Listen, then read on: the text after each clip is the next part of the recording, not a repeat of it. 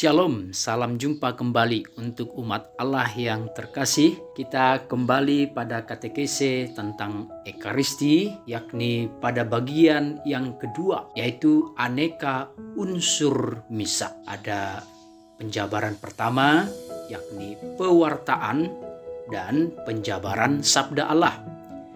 Dalam artikel 29 dikatakan demikian. Bila Alkitab dibacakan dalam gereja, Allah sendiri bersabda kepada umatnya, dan Kristus sendiri mewartakan kabar gembira, sebab ia hadir dalam sabda itu. Tentu masih ingat dalam bagian yang pertama juga, katekes yang pertama juga sudah dikatakan bahwa Kristus benar-benar hadir dalam kurban salib, dalam jemaat yang berkumpul dalam namanya, dalam pribadi pelayan ibadat, dan dalam sabdanya, dan terlebih dalam Ekaristi dalam rupa roti dan anggur. Nah, supaya kita mengingat bahwa benar-benar ketika sabda Allah dibacakan dalam gereja, itu kehadiran Kristus. Oleh karena itu, pembacaan sabda Allah merupakan unsur yang sangat penting dalam liturgi. Sekali lagi, pembacaan sabda merupakan unsur yang sangat penting dalam liturgi. Umat wajib mendengarkannya dengan penuh hormat. Jadi perlu sikap, gestur dengan hormat, tidak sembarangan, juga tidak anggap remeh, tidak main-main, apalagi melamun. Jadi kita harus dengan hormat mendengarkan. Memang sabda Allah ditujukan kepada semua orang dari segala zaman dan dapat mereka pahami.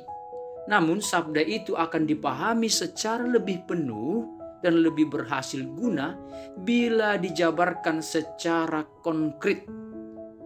Dilakukan dalam homili yang merupakan bagian dari perayaan liturgis.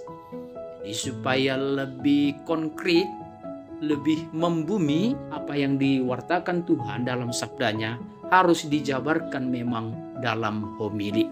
Dengan kata lain, homili itu harus menjadi sarana untuk menjelaskan, membuat sabda ini menjadi benar-benar menyentuh kehidupan umat yang mendengarkan.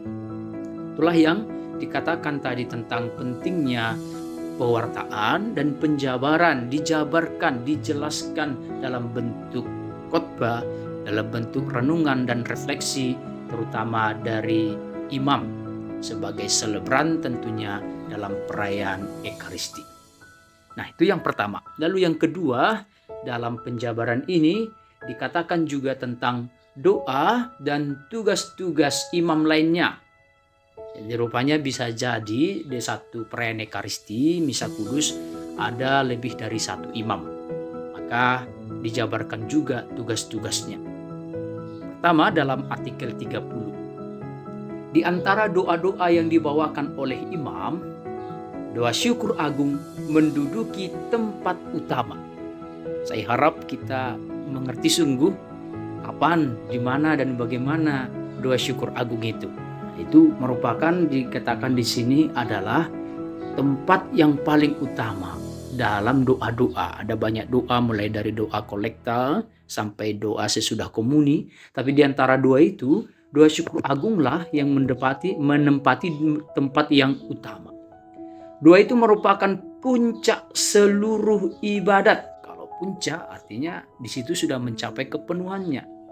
Dan saya kira sikap dan hati jiwa umat yang merayakannya juga memang benar harus fokus pada ritus ataupun doa syukur agung. Di samping itu memang ada doa pembuka. Seperti aku katakan tadi, ada juga doa persiapan persembahan. Ada juga doa sesudah komuni. Doa-doa itu disampaikan oleh imam kepada Allah atas nama seluruh umat kudus dan semua yang hadir, dan melalui dia Kristus sendiri memimpin himpunan umat. Ini seperti penegasan tadi in persona Christi, dalam persatuan dengan Kristus. Kehadiran Kristus yang nyata bisa juga nampak dalam diri selebran yang memimpin doa, terutama tadi doa syukur agung. Maka oleh karena itu doa-doa tersebut disebut doa presidensial, doa pemimpin atau doa selebran. Ingat ya, doa yang mana itu, Pastor? Doa yang pertama doa kolekta atau doa pembuka, doa pada persiapan persembahan tadi, doa syukur agung, dan nanti dipungkasi dengan doa sesudah komuni. Itu merupakan doa-doa presidensial yang didoakan oleh selebran utama atau pemimpin utama, yakni imam. Itu di artikel 30. Sekarang coba kita masuk pada artikel 31.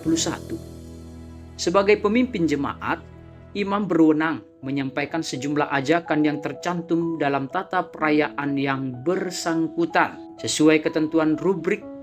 Rubrik itu adalah supaya kita juga mengerti, kalau kita umpamanya melihat buku tata prenekaristi, ada di sana tulisan-tulisan berwarna merah. Itu ada rubrik dari bahasa Latin ruber, artinya merah. Jadi itu menjadi petunjuk. Contohnya di pembuka persiapan, di situ imam nanti bersiap memakai pakaian liturgi dengan para pelayan yang lain. Di situ mereka berdoa. Disitulah dijelaskan itu apa-apa saja, baik sikap, baik apa yang perlu dipersiapkan, itu ditulis dalam rubrik tadi. Maka dikatakan sesuai ketentuan rubrik. Pemimpin boleh menyesuaikannya supaya lebih selaras dengan daya tangkap umat beriman. Ini perlu kecakapan dan kebijaksanaan pemimpin terhadap umat yang dilayani atau yang merayakan ekaristi itu. Jangan sampai nanti memakai contohnya bahasa yang terlalu tinggi sehingga umat tidak mengerti, atau mungkin bahasa yang terlalu remeh, sangat terlalu profan sehingga seperti kehilangan wibawa dari perayaan itu. Jadi harus disesuaikan memang dengan situasi umat yang mendengarkan atau merayakannya. Tetapi imam hendaknya juga selalu memperhatikan intisari ajakan yang diberikan dalam buku liturgis dan mengungkapkannya secara singkat. Ya. Begitu pula wewenang imam, pemimpinlah untuk mewartakan sabda Allah dan memberikannya berkat terakhir. Jadi supaya umat bisa memahami, dalam prenekaristi yang dipimpin oleh dua atau kehadiran satu atau lebih dari dua imam, jadi pemimpin yang utama disebut selebran. Jadi para imam yang lain yang mengitari altar Tuhan itu disebut konselebran.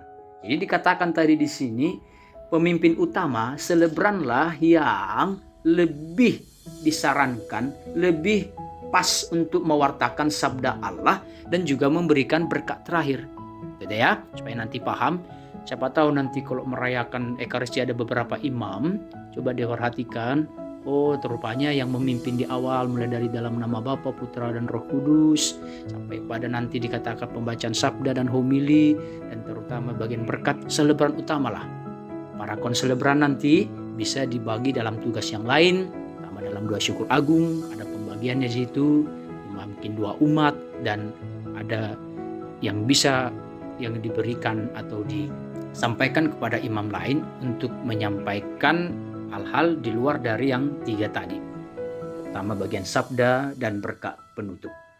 Kita lanjut. Kecuali itu, imam dapat memberikan pengantar sangat singkat pada pertama, ritus pembuka, yaitu sesudah salam dan sebelum ritus tobat. Jadi pengantar sangat singkat yang berisi tentang sebenarnya kita ini misteri apa yang sedang kita rayakan.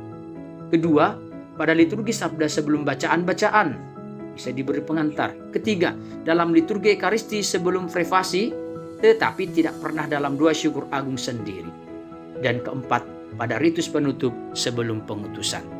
Nah, saya kira itu dulu tentang doa dan tugas imam-imam yang lain.